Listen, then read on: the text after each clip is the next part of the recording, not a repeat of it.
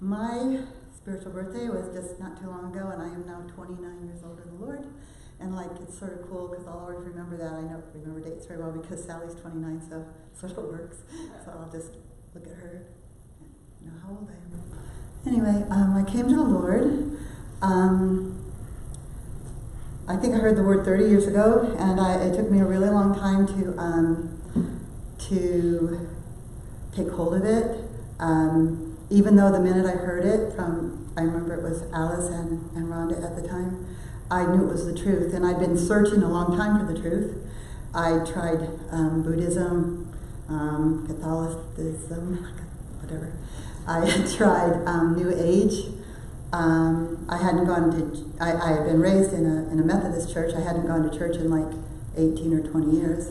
But I'd been trying things, and I just didn't feel happy. I didn't feel content. I didn't feel at peace, and I didn't feel confident in anything. I felt pretty worthless, and I sort of stumbled around making lots of mistakes a lot of the time. Just mistakes of just my decision making was really poor, and my confidence in myself and my own intuition was just really bad. So anyway, I was definitely searching, but I had gone through a divorce recently. I had two young sons, Ryan and Matt, and they were still really, really young, and I'd gone through a pretty uncomfortable divorce, and I was actually dating somebody who was one of my son's soccer coaches, and he was a really nice guy, but he'd been raised in Pakistan, so he was an Eastern man, but he'd gone to school and lived most of his life in America, so he didn't really show that much, but he was a Muslim. And that's when I first started seeking the Lord, because I still wasn't happy, and I started reading my Bible and the Quran. Yeah.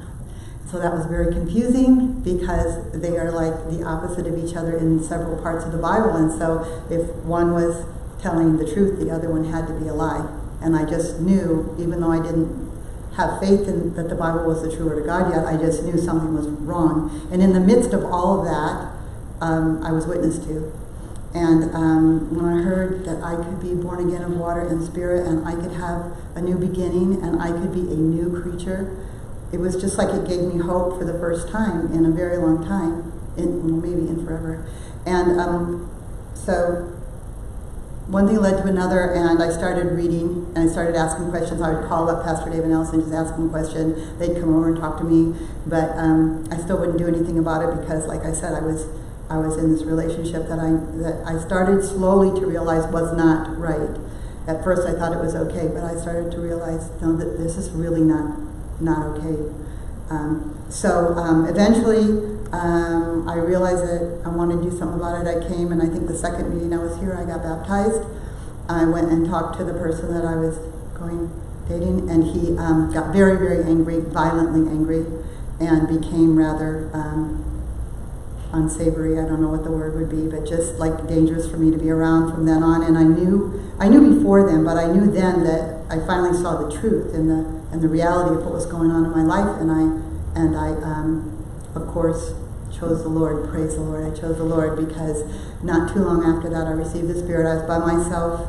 I was repenting and just asking the Lord to fill me with the Spirit. I was by myself. I prayed a lot with other people, but really called out to the Lord, and I had just this amazing peace and joy come over me, and I was all of a sudden speaking in this beautiful new language that I couldn't really stop speaking in that whole day. It was just, I was so happy. For the first time I realized I was happy, and for the first time I realized I was at peace. Had never really felt either of those things on much of a level at all, so it was like really, really amazing. And I rushed around that day, not rushed around, I moved around to different people's houses that day that I knew, like a neighbor that was dumping the garbage. I went and preached the gospel to her. Sorry, Lord. And then a person that was doing some gardening for me, I preached the gospel to him. And then both of my neighbors, one of whom was a very good friend, and she was actually praying to receive, but she went to a church where they said it wasn't like that necessary, and she'd already given up. And I said, oh no, don't give up. This is the truth. And then I preached to this other neighbor who was a schizophrenic woman, and she, she listened, but there was never a lot of result from that. And then I crossed the street and witnessed to another woman who actually had the Holy Spirit, who was really joyful and really happy that I had it too. And we were really rejoicing for a few minutes together, except for she also went to a church where you didn't have to. She didn't think you had to have it. It was an extra. And, over the next few months, I realized I kept learning about the Lord and reading the Word. I couldn't stop reading the Word, because before that, I tried to read the Word. It was just really difficult. And I just realized it's not an extra, it's the only way. It's the only way I want to live. And I think I knew that really early on, that no matter what was going to come, no matter what was going to come my way, I was going to hang in there with the Lord and grow in the Lord as best as He taught me. And so my walk went on, and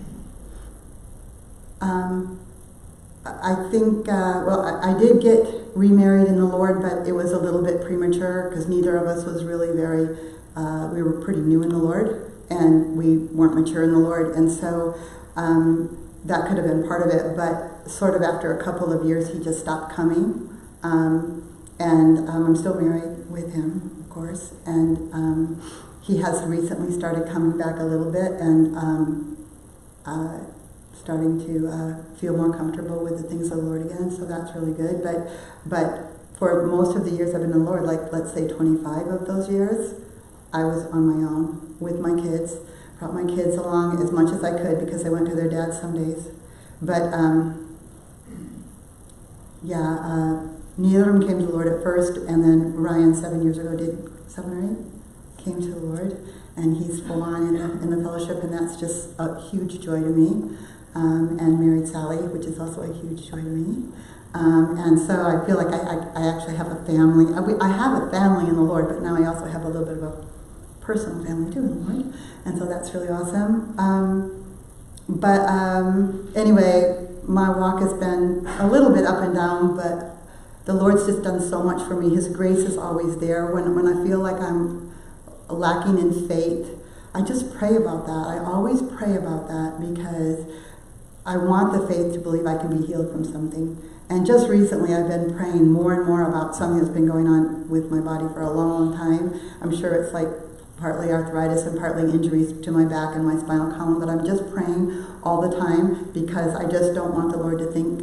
I want to be that woman that reaches for the hem of his garment. I want to be that person that kept knocking on the door and bothering the neighbor until the neighbor finally gave him bread. I want that. But if not, it's okay, because I have so much in the Lord. His grace is sufficient for me. But I'm still going to keep praying. Recently I was praying a lot I have a problem with one of my eyes, and I stopped taking the medicine a couple days ago because, I lost the medicine actually. I did. I lost my medicine, which I do often, and my keys and my glasses. But anyway, so I lost my medicine, and I was praying, and I thought, maybe I lost my medicine because I'm not really pressing in unless I don't have a choice. And so, but anyway, I have had no problem with my eyes since I lost my medicine. And I'm just praising the Lord. I'm just praising the Lord that it feels better, and also